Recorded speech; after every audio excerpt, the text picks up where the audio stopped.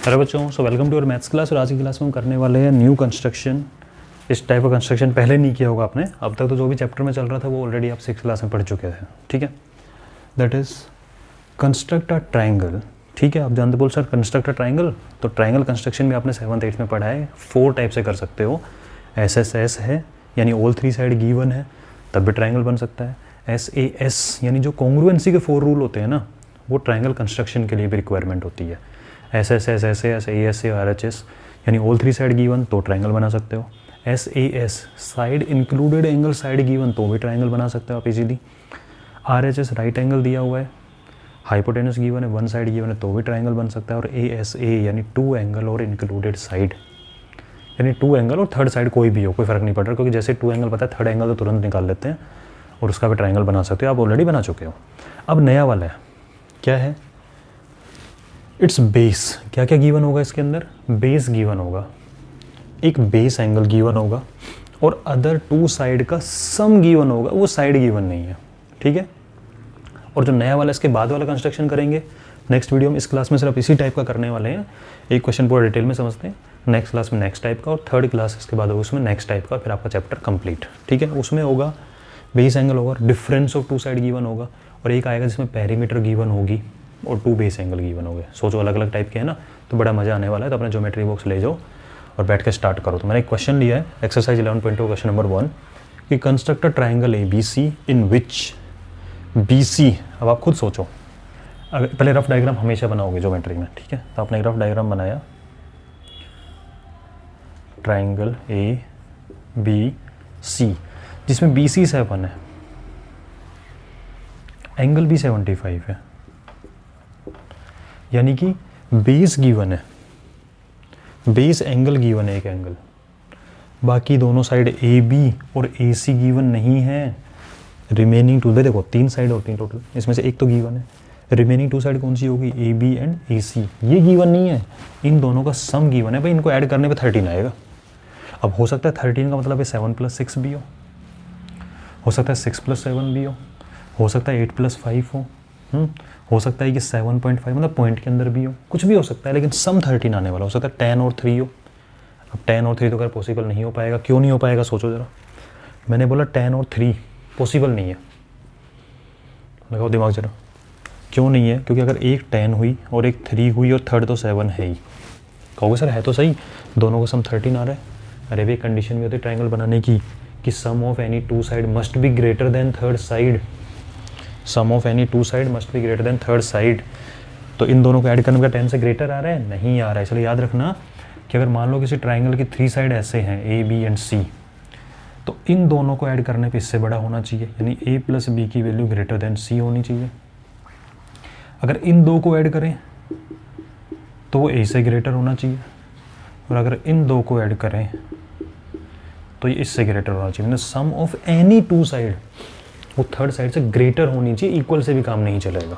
तो अगर कोई रिलेशन ऐसे लिखे है ना कि A + B = C, रॉन्ग हो जाएगा। मतलब रॉन्ग मतलब ट्राइंगल नहीं बनने वाला, ग्रेटर होना चाहिए। तो 7 + 3 10, 10 से ग्रेटर नहीं है, ये ऑलरेडी आप पढ़ चुके हो। ठीक है, तो कहने का मतलब क्या था यहाँ पे, ये भी इंपॉर्टेंट चीज़ है। ठीक है, कहने का मतलब ये था कि इस ट्राइंगल में एक तो बेस गिवन है, एक बेस गिवन है, बेस एंगल गिवन है, और 2 साइड का सम गिवन है। आप कैसे फाइंड करेंगे? ठीक है, तो भाई देखो सीधी सी बात है, जो हमें गिवन होगा वो तो यूज़ करेंगे ही करेंगे। हाँ, वो तो सब यूज़ करेंगे। तो मतलब हम ये भी यूज़ करने वाले हैं, ये भी यूज़ करने वाले हैं और ये भी यूज़ करेंगे। उसके बाद अपना थोड़ा सा दिमाग लगाएंगे, और दिमाग लगाने के बाद में आप पता लगेगा कि अपने आप ट्राइंगल निकल के आ जाएगा। ठीक है ना, कैसे निकलेगा? स्टार्ट हो जाओ। तो अपना स्केल उठाओ, और अच्छा कुछ एक इम्पोर्टेंट चीज़ याद आ गई जो कि एक्सरसाइज 11.1 से रिलेटेड है। ठीक है ना, उसमें ये होता है कि अगर आपसे कोई क्वेश्चन पूछे ऑब्जेक्टिव वे में कि बताओ इनमें से कौन सा एंगल कंपास और रूलर का यूज करके बन सकता है और कौन सा नहीं बन सकता, तो आपने एक चीज़ पे ध्यान दिया होगा कौन कौन से बन सकते हैं। ठीक है, तो एक नोट डाल लो इस चीज़ को, angles that can be formed using ruler and compass। सबसे पहले 60 बन सकता है, बिल्कुल बन सकता है। अरे सबसे पहले टिक ही 60 का लगता है, याद करो हमने जो बनाया था, ठीक है ना। कभी ना कंस्ट्रक्ट कौन कौन से हो सकते हैं, रूलर कंपास की बात हो रही है, ठीक है। सबसे पहले 60 का टिक लगता है, फिर 120 बन सकता है, डबल टिक लगेगा तो 60 के बाद टिक लगाया। 180 भी बन सकता है, 240 भी बन सकता है, 270 भी बन सकता है, सॉरी हाँ बन सकता है 270, बाद में बताऊँगा ये, ठीक है। और उसके बाद में 300 भी बन सकता है, 360 ये तो बन सकते हैं, राइट। अब अगर मैं 60 का हाफ कर दूँ तो 30 नहीं बन सकता क्या? बिल्कुल बन सकता है। फिर क्या मैं 30 का हाफ कर दूँ तो 15 नहीं बन सकता? बिल्कुल बन सकता है। क्या 50 का हाफ कर दूँ 7.5 नहीं बन सकता? बिल्कुल बन सकता है, ठीक है। ये ध्यान रखना है चीज़ों का कि 60 बन सकता है, 60 का बाइसेक्ट करने 30 बन जाएगा, 30 का बाइसेक्ट करने 15 बन जाएगा, 15 का बाइसेक्ट करने पे 7.5 बन जाएगा। उसके बाद 120 वाला तो कोई दिक्कत नहीं, क्योंकि 120 का हाफ करने पे 60 बन रहा है, फिर 60 का 30 तो है ही। 180 बन रहा है, तो मैं 60 और 120 के बीच में 90 भी बना सकता हूँ, या मैं 180 का हाफ करूँगा तब भी 90 बन सकता है, फिर 90 का हाफ करूँगा 45 बन सकता है, 45 का हाफ करूँगा 22.5 भी तो बन सकता है, उसका हाफ कर लो, ठीक है।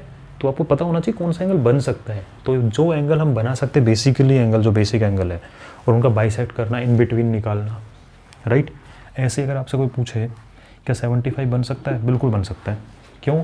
75 आएगा 60 और 90 के बीच में। क्या 105 बन सकता है? बिल्कुल बन सकता है 105। क्यों? 105 आएगा 90 और 120 के बीच में। क्या 150 बन सकता है? 150 भी बन सकता है। किस किस के बीच में बनेगा 150? 120 और 180 के बीच में बन जाएगा, ठीक है ना। तो इस तरह से अगर कभी क्वेश्चन आता है, मान लीजिए, या आपको पता भी होना चाहिए कि which of the following angle can be formed, तो आप खुद देखो कि उस एंगल तक क्या आप पहुंच पा रहे हो क्या, बाइसेक्ट का कंसेप्ट लेके, इन बिटवीन कंसेप्ट लेके, ठीक है। और which can not be formed, अगर उसकी बात आ जाती है तो उसके अंदर एक सिंपल सी चीज़ निकल के आ जाएगी, कौन सा नहीं बन सकता। तो देख लो कौन सा इस लिस्ट में नहीं है, और इस लिस्ट में और भी इंक्लूडेड होंगे, हमें सारे तो लिख नहीं सकता यहाँ पे, हाफ हाफ करते जाओ तो बन सकते हैं ये, ठीक है। तो थोड़ा सा प्रैक्टिकली इसको सोचना, इंपॉर्टेंट क्वेश्चन बनता है, ऑब्जेक्टिव वे में बनते हैं क्वेश्चन ये, राइट। चलो हाँ जी, तो इसको स्टार्ट करते हैं। भाई देखो सबसे पहले आपको बेस गिवन है, तो ये तो हमें बनाना होना चाहिए। तो आप क्या करो, स्केल लो और 7 सेंटीमीटर की लाइन ड्रॉ करो, BC करा, ठीक है। तो आपका स्टेप 1 क्या बना, स्टेप भी साथ साथ लिखते हैं, draw a line BC equal to 7 centimetre. कर दी, स्टेप लिख दिया, लिख लो इसको, ठीक है। एक क्वेश्चन करेंगे लेकिन अच्छे से समझना है इसको। उसके बाद अब आपको पता है जब B पे 75 बनाना है, राइट, तो सुनो मेरी बात, ध्यान से सुनना इस चीज़ को। अपना मेन टारगेट है ट्राइंगल बनाना, है कि नहीं है? अपना मेन टारगेट ट्राइंगल बनाना है या अपना मेन टारगेट एंगल बनाना है? ट्राइंगल बनाना है। तो जब ट्राइंगल बनाना मेन टारगेट है तो खुद की कंस्ट्रक्शन बहुत होने वाला है। तो 75 के चक्कर में मत पड़ना कि पता लगे आप बाइसेक्ट करके 75 पहुँच जाए। D यूज़ कर लो और 75 बना लो। हमें देखना होता है कि मेन चीज़ क्या है। यहाँ पे मेन चीज़ इस पर फोकस नहीं है हमारा, मेन फोकस ट्राइंगल पे, इसलिए हम 75 को बनाएंगे D से। और याद रखना जिधर लाइन होती है उधर से काउंटिंग स्टार्ट होती है, 10 20 30 40। इधर से काउंटिंग स्टार्ट मत करना D को यहाँ रखने के बाद। तो 75 आपका यहाँ कहीं आएगा, ठीक है। तो आपने 75 के लिए लाइन ड्रॉ कर दी। चलो BC में थोड़ा छोटा कर देता हूँ इसके हिसाब से, कर दी लाइन ड्रॉ। आपने बनाया 75 और मान लो आपने एक रे ड्रॉ कर दी, इसका नाम है BX। 75 का टिक यहाँ कहीं लगेगा आपका, लगा, और लंबी से लाइन ड्रॉ कर दो, ठीक है। तो स्टेप 2 क्या हो गया, make angle B equal to 75 and draw a ray BX। बना दी। अब आप कहोगे सर दो चीज़ें पता थी, 7 सेंटीमीटर 75 तो बना दिया, अब क्या करें? तो भाई एक चीज़ और पता है क्या, 13 सेंटीमीटर, इन दो का सम। कोई बात नहीं, हम 13 यूज़ करने वाले हैं। ओके, क्या 13 में इस पे यूज़ करूं? नहीं कर सकता, ये तो 7 ही है। तो क्या करेंगे, जो लाइन आपने अभी बनाई है ना, अब कंपास लो, कंपास में 13 सेंटीमीटर फिल करो और अगर ज़्यादा लंबा लग रहा है, प्रॉब्लम आ रही फिल करने में, तो स्केल यहाँ रख के 13 सेंटीमीटर मार्क कर दो, या कंपास में 13 फिल करो और यहाँ पे टिक करके मार्क कर दो। क्यों करेंगे? अरे भाई दे रखा है तो इसका यूज़ तो करेंगे थोड़ा ना, ऐसे दिखाने की सजावटी है ये। इसका यूज़ किया, बनाया, इसका यूज़ करा, बनाया, अब ये दे रखा है तो बनाएंगे। ठीक है, तो ये आपकी थर्ड साइड नहीं है। ये मत कर देना कि सर ये ए पॉइंट हो जाएगा, ए सी ज्वाइन करेंगे आपका, ये भाई ए बी से ट्रायंगल बन गया। अरे भाई ये 13 सेंटीमीटर है, 13 तो 2 लोगों में डिवाइड होना था, इन दोनों में, अकेले को नहीं मिलेगा। तो ये ए पॉइंट नहीं है, याद रखना इस चीज़ को। बस हमने इसका यूज़ किया है। ठीक है, यहाँ तक हो गया। 7 सेंटीमीटर 75 और ये थर्ड का यूज़ कर लिया, हो गया यूज़ इन तीनों का। आपको फिर बैठ के खाली याद क्या कि सर जो भी दिया हुआ था उन सब का तो यूज़ हो गया। अब क्या करें? तो अब क्या करें? आपको एक पॉइंट मिला कि नहीं मिला? यहाँ पे मिला ना, ठीक है। एक पॉइंट ये मिला ना, ये तो है, एक पॉइंट ये है ना। तो जब ये पॉइंट है, ट्राइंगल में 3 पॉइंट होते हैं, हाँ, तो तीनों कम से कम ज्वाइन तो कर लो। तो हम क्या करेंगे, इस पॉइंट को मान लेते हैं, ये पॉइंट है आपका डी। ठीक है, तो आप इसके अंदर क्या लिखोगे, draw arc B X, step 3,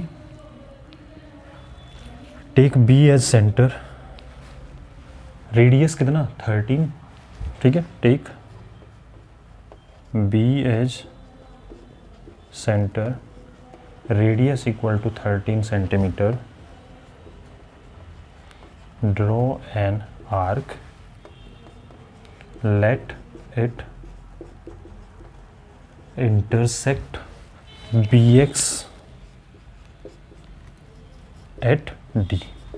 हम यहाँ तक पहुँच गए। अब अपने पास 3 पॉइंट है, बी सी था तो बी और सी पॉइंट थे, 75 बना के यहाँ गए लाइन पे और उस पर 13 सेंटीमीटर कट किया तो बी डी भी एक डी पॉइंट भी आ गया। ठीक है, इसके बाद 3 स्टेप तक अपन लिख चुके हैं। अब क्या करना है? अब अगर काम को ज्वाइन करने का है, ज्वाइन करो, लेकिन आपका ट्रायंगल ABC नहीं मिला है, ये बता देता हूँ मैं अभी। ज्वाइन तो करो, तो इसको आप स्केल लेके और ज्वाइन कर दो। तो स्टेप 4 हो जाएगा ज्वाइन DC। कर दिया ज्वाइन? कर लो फटाफट, यहाँ तक हो जाना चाहिए। 7 सेंटीमीटर 75 की लाइन, 13 का आर्क, क्योंकि 13 दिया हुआ है, यूज करेंगे इसको। ठीक है, उसके बाद DC को ज्वाइन कर दिया। अब क्या करें? ट्रायंगल तो नहीं मिला जो चाहिए था, कुछ तो मिला। अब क्या करो आप, सुनो, जितना एंगल ये है, समझना इसको, जितना एंगल ये है, जितने भी डिग्री है, सेम एंगल आपको इस पॉइंट पे बनाना इधर से। किधर से? इधर से। ठीक है, अब ये कैसे बनाते हैं? तो ये भी 6 क्लास का कंसेप्ट है, इक्वल एंगल फॉर्म करना। कैसे होता है देख लो जरा एक बार। मान लीजिए कि आपके पास कोई एक एंगल है, आपको इसके जैसा ही दूसरा एंगल बनाना है इस पॉइंट पे। कैसे बनता है? तो इसको भी एक बार सीखो, बगल में आ जाओ, कोई भी एक एंगल बनाओ। ठीक है, कोई भी किस तरह से बना लो और नीचे एक लाइन ड्रॉ कर लो। इक्वल एंगल कैसे बनता है? कंपास लो, इस पॉइंट पे रखो और एक आर्क लगाओ। ठीक है, कंपास चेंज नहीं करना है, कंपास लो, इस पॉइंट पे रखो और इस पे आर्क लगा दो। ठीक है, अब कंपास लो, कंपास का एक पॉइंट यहाँ रखोगे और पेंसिल को यहाँ रखोगे, इसको मेजर करो और कंपास यहाँ रख के और सेम पॉइंट पर टिक लगा दो। ठीक है, पहले आर्क लगाई, इधर आर्क लगाई। अब कंपास को एडजस्ट करके यहाँ तक लेके आ जाओ, आगे पीछे करना पड़ेगा, इसको करा और यहाँ पे चेंज करे बिना इधर टिक लगा दो। ये दोनों एंगल सेम मिलेंगे आपको, क्योंकि इन दोनों का डिस्टेंस क्या है? सेम। ये कंसेप्ट आपका यूज होगा यहाँ पे, क्योंकि मुझे इसके इक्वल एंगल इधर बनाना है। तो कैसे बनाएंगे? कंपास रखो डी पे, ठीक है, आर्क लगाओ, लगाई, कितना भी लगा दो, चेंज मत करना। सी पे रखो, इधर से मत लगाना आर्क, इधर से लगाना, जो भी लगेगी लगा दो, इधर से लगा दो। ठीक है, लगा दी, सी पॉइंट से आर्क लगाओ।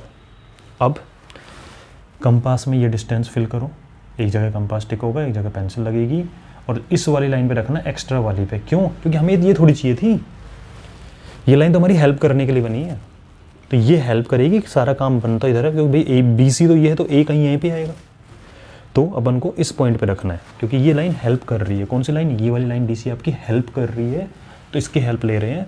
इधर से बनाया तो इधर से आर्क लगाई, इसको मीजर किया, इस पॉइंट से मीजर किया और टिक लगा दिया, ठीक है, और इनको कर दो जॉइन, और ये पॉइंट जहाँ मिलेगा दैट इज़ ए, ठीक है, दैट इज़ ए। क्या किया है सुन लो एक बार, फिर मैं बताऊंगा कि ऐसा होता क्यों है, वो बाद में बताऊंगा अभी मैं, ठीक है। पहले समझ लो कि हुआ क्या। BC बनाया 7 का, 75 एंगल बनाया, फिर 13 गिवन था तो यूज कर लिया हमने, 13 बना दिया, फिर 13 जहाँ कट कर रहा है उसको पॉइंट को ज्वाइन कर दिया, ठीक है। ज्वाइन करने के बाद में जितना एंगल ये था उतना एंगल यहाँ बना। एंगल सेम कैसे बनता है मैंने आपको समझा दिया है, प्रीवियस क्लासेज में आ चुका है ऑलरेडी, ठीक है। सेम एंगल बना के यहाँ इस लाइन से बनेगा। कौन सी लाइन से? इस लाइन से। क्यों? ये लाइन काम आ रही है आपके, हेल्प कर रही है, तो इसकी हेल्प लो। यहाँ रख के टिक मत लगाना, इधर रख के टिक लगेगा, ध्यान रखना, DC से, ठीक है। जहाँ कट किया उसको C से ज्वाइन कर दिया। अब ये लाइन आपको कहाँ कट कर रही है? A पे। तो कंस्ट्रक्शन स्टेप में क्या हो गया? DC के बाद में make angle, make an angle at point C, make an angle at point C, ठीक है, एट पॉइंट C, या ये मान लो, हाँ एट पॉइंट C हो गया, इक्वल टू एंगल किसके इक्वल? इस D एंगल के इक्वल, इक्वल टू एंगल D बनाया, राइट। और चाहो तो लिख सकते हो make an angle at point C, कौन सा एंगल? इसका नाम रख दो DCY, DCY, ठीक है। Make an angle at point C, तो angle DCY and that is equal to angle BDC। लेट CY intersect BD at point A. ABC, a triangle ABC is desired triangle। यही हमें चाहिए था। अब आपके मन में आ रहा होगा, क्वेश्चन तो आ रहे होंगे, क्या क्या सर बन गया? पहला तो। दूसरा, सर ऐसे कैसे हो गया? क्वेश्चन आना चाहिए, ठीक है। बना कैसे वो तो आप चेक कर लो। क्या? जरा AB की लेंथ फाइंड करो, जल्दी फाइंड करो AB की लेंथ। स्केल लो, AB की लेंथ फाइंड करो, लिख लो। फिर जरा AC की लेंथ फाइंड करना, लिख लो, ठीक है। इन दोनों की लेंथ फाइंड करो और लिख लो। और लिखने के बाद में इन दोनों की लेंथ को ऐड करके देखना जरा एक बार, 13 आ रहा होगा। हाँ, अगर आपने थोड़ा बहुत कैलकुलेशन बनाने में थोड़ी बहुत गड़बड़ हुई, 13.1 12.9 टाइप में आ सकता है। अगर आपने पेंसिल को शार्प नहीं रखा, कुछ प्रॉब्लम हो रही होगी तो। इन दोनों की लेंथ 13 आ रही है, नहीं आ रही है, इसका मतलब हमारा सही है। ये तो हो गया कि बन गया कि नहीं बन गया, तो हमारा बन गया ABC। ये क्या हो गया? हमने बनाया 13 यूज़ किया, ये दोनों एंगल इक्वल किया, ऐसा क्या हुआ कि दोनों, ये हमारा ट्रायंगल बन गया। तो अब उसको देखते हैं, ठीक है। वो जस्टिफिकेशन हो गया आपके इस चीज़ का। कैसे हुआ सुनो ज़रा, अब ज़रा फोकस करना इस पर। आपका ये वाला एंगल और ये एंगल सेम है ना? क्यों है सेम? आपने बनाया है, ठीक है, आपने बनाया कंस्ट्रक्शन के, दोनों सेम है। अगर सेम है तो थोड़ी देर के लिए आपका फोकस होना चाहिए सिर्फ इतने से पार्ट पे। ADC पे फोकस रखो। ADC में दोनों एंगल सेम है, इसका मतलब किस टाइप का ट्रायंगल हो गया ADC? आइसोस्केलस। और जब ये आइसोस्केलस, इसका मतलब ये दोनों साइड किसके हो गई आपस में? इक्वल। हुई कि नहीं हुई? बिल्कुल हो गई, ठीक है। तो आप लिखोगे in triangle ADC angle D equal to angle C, bracket में डालो बाई कंस्ट्रक्शन, ठीक है। That means this AD equal to AC, दोनों क्या है? इक्वल है, राइट, ओके। अब एक चीज़ बताना मुझे ज़रा, आपने लिया था स्टार्टिंग में जो BD था आपका, ठीक है, BD यानी जो आपने 13 सेंटीमीटर लिया था, वो किस किस के इक्वल था? वो BA प्लस AD है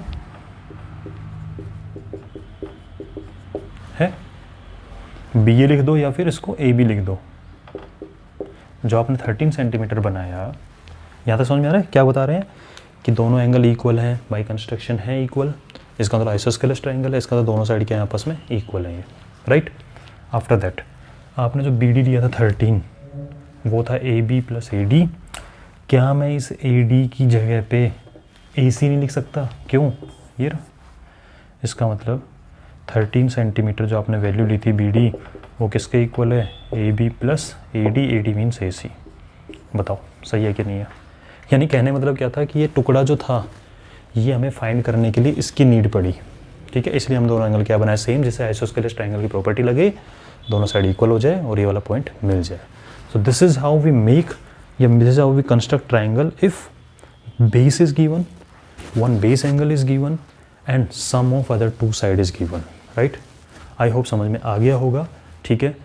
चाहो तो कोई भी एक एग्जांपल खुद लेके देखना, भी इसके आसपास की वैल्यू ले लो, 7 सेंटीमीटर जगह 8 सेंटीमीटर कर लो, 13 जगह 14 कर लो, और फिर बना के देखो, एक बार इसकी प्रैक्टिस करो और बिल्कुल अच्छे समझ में आ जाएगा, राइट। तो नेक्स्ट वीडियो में मिलते हैं with the next type of construction. Till then take care.